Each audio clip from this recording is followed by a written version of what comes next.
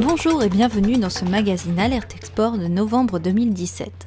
Au sommaire ce mois-ci, la CCI Paris Île-de-France et la CCI de Dubaï renforcent leur accompagnement croisé des entreprises françaises et émiriennes, Jean-Yves Le Drian en Inde pour préparer la visite d'Emmanuel Macron, des comptoirs de France pour relancer les exportations de l'agroalimentaire, le succès de la présence française sur Expo Agua Pérou et enfin les événements à ne pas manquer dans les semaines à venir. À l'occasion de la visite officielle du président Emmanuel Macron aux Émirats Arabes Unis, la CCI Paris Île-de-France et son homologue la CCI de Dubaï ont signé le 9 novembre, lors du forum d'affaires franco-émirien, un accord de coopération qui vise à développer les échanges entre les entreprises françaises et émiriennes, en particulier les petites et moyennes entreprises. Signé entre Ahmad Bouhamim, président de la CCI de Dubaï, et Didier Kling, président de la CCI Paris Île-de-France, cet accord affirme l'engagement respectif des deux chambres dans leur mission d'appui des entreprises à l'international. Avec plus de 660 entreprises françaises implantées sur son territoire, la France est aujourd'hui le second partenaire commercial de Dubaï. L'exposition universelle de Dubaï de 2020, le Dubai Plan 2021 et plus largement la stratégie de diversification de l'économie des Émirats dans le cadre de Vision 2030 seront l'occasion d'ouvrir des perspectives nouvelles pour les entreprises françaises. Dès le premier semestre 2018, une délégation émirienne, institutionnelle et entreprise sera d'ailleurs accueillie à Paris par la CCI Paris Île-de-France. Comme à l'habitude, on écoute tout de suite un représentant de CCI France Internationale. Le climat des affaires à Hong Kong est plutôt très positif, excellent. Je pense que c'est un hub déjà en Asie qui est fait qui est très ouvert en fait au business depuis toujours. Il a toujours été construit comme ça, sur le modèle anglo-saxon. Aujourd'hui, beaucoup d'opportunités sont amenées aussi par la proximité avec la Chine et notamment le delta de la rivière des Perles, dans lequel on a un écosystème de start-up qui est en train vraiment d'exploser. Donc je dirais que c'est un bon moment pour venir à Hong Kong. À Hong Kong, je dirais qu'aujourd'hui, depuis même 5 ans, le gouvernement a vraiment pris un axe écosystème start-up avec plusieurs axes, je dirais plusieurs secteurs, plusieurs niches qui sont l'IoT, les fintech pour beaucoup, tout ce qui est medtech, medical device pour servir principalement le marché chinois. Après, on a toujours des secteurs traditionnels qui sont très demandés ou propices au développement de business, dans l'infrastructure, le développement des déchets, les smart cities, tout ce qui tourne autour de l'innovation dans le digital aussi pour servir les grands groupes et les sièges régionaux des sociétés qui sont implantées à Hong Kong. Il y sera en déplacement tout début janvier. Le président Emmanuel Macron a anticipé sa visite en Inde en ayant dépêché les 17 et 18 novembre dernier Jean-Yves Le Drian, ministre français de l'Europe et des Affaires étrangères, ministre de la Défense en septembre 2016, au moment de la signature du contrat de vente de 36 Rafales à l'Inde. Un nouveau coup de pouce à la vente d'avions de combat supplémentaires évoqué fin octobre lors du voyage en Inde de la ministre des Armées Florence Parly.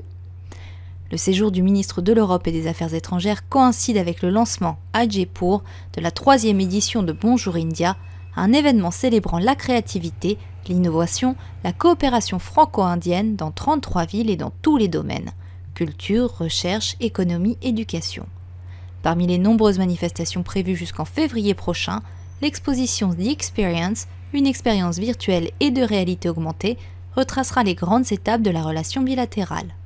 À noter, Éric Trappier, le patron de Dassault, se rendra lui-même en Inde en janvier, mais avec sa casquette de président du groupement des industries françaises aéronautiques et spatiales, pilotant une 50aine de sociétés françaises. Mauvaise nouvelle pour la France. L'excédent commercial agricole et agroalimentaire continue de reculer. Le 15 novembre dernier, le député LREM Boan Tam a donc présenté à l'Assemblée nationale des solutions pour remédier au problème, parmi lesquelles l'expérimentation de comptoirs de France qui, dans le cadre d'une offre groupée, permettrait aux PME-TPE de rencontrer les acheteurs locaux et faire des envois groupés. La mise en œuvre d'une initiative de structuration de l'offre commerciale devrait sans doute reposer sur des opérateurs privés, mais impliquerait un financement public incitatif. Un projet expérimental pourrait être confié, par exemple, à Business France, détaille dans son rapport Boan Tan.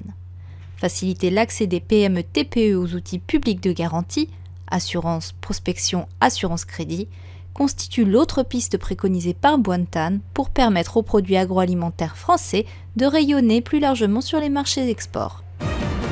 La France était le pays à l'honneur pour la 3e édition du salon Expo Agua Pérou qui s'est tenu du 9 au 11 novembre dernier.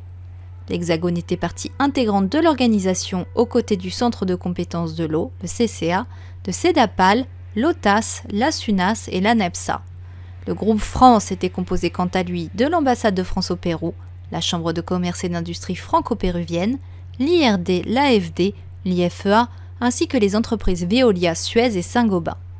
Parmi les événements ayant eu lieu, 3 cycles de conférences techniques ont été organisés afin de trouver des solutions aux problèmes que traverse le pays en matière d'eau, tout en mettant en avant le savoir-faire des entreprises françaises du marché. Lors de son discours d'inauguration, le ministre de la Construction et de l'Assainissement, M. Carlos Bouzas Montes d'Oca, a par ailleurs annoncé le lancement d'un plan d'investissement et de concession dans le secteur. Avant de nous quitter, et comme à l'habitude, voici les événements à ne pas manquer dans les semaines à venir. Attention, vous avez jusqu'au 30 novembre pour voter pour la meilleure initiative tourisme durable et tenter de gagner un voyage à Madagascar et des billets d'avion sur www.palmedutourismedurable.com. Les récompenses se feront par catégorie: transport, hébergement, voyage, loisirs, information, territoire et destination. Avec un objectif de 100 millions de visiteurs étrangers en 2020 en France et une prévision de 2 milliards de touristes internationaux à l'échelle mondiale pour 2030, l'ensemble de l'industrie touristique ne sera pas durable sans une évolution certaine de tous les métiers, de tous les acteurs et institutions. Les Palmes du tourisme durable ont pour ambition de mettre en lumière l'ensemble des initiatives et de récompenser les plus innovantes d'entre elles, excellant à la fois sur le pilier économique, environnemental et social du développement durable. CCI Business Optimizer est finaliste du concours, alors à vos souris et cliquez. Enfin, du 12 au 14 décembre, le salon World Efficiency se tiendra porte de Versailles à Paris. Le pays à l'honneur cette année, le Chili.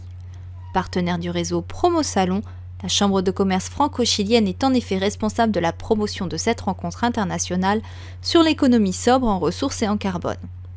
Née l'année de la COP21, World Efficiency Solutions est l'instrument de mise en œuvre de l'accord de Paris 2015 et des objectifs de développement durable. Les thèmes abordés au cours des 2 jours par 20 000 participants, 98 pays invités, énergie propre et accessible, villes et territoires durables, infrastructures et mobilité verte, production et consommation responsable, management des ressources naturelles. L'événement s'annonce prolifique. Merci de nous avoir suivis et rendez-vous le mois prochain.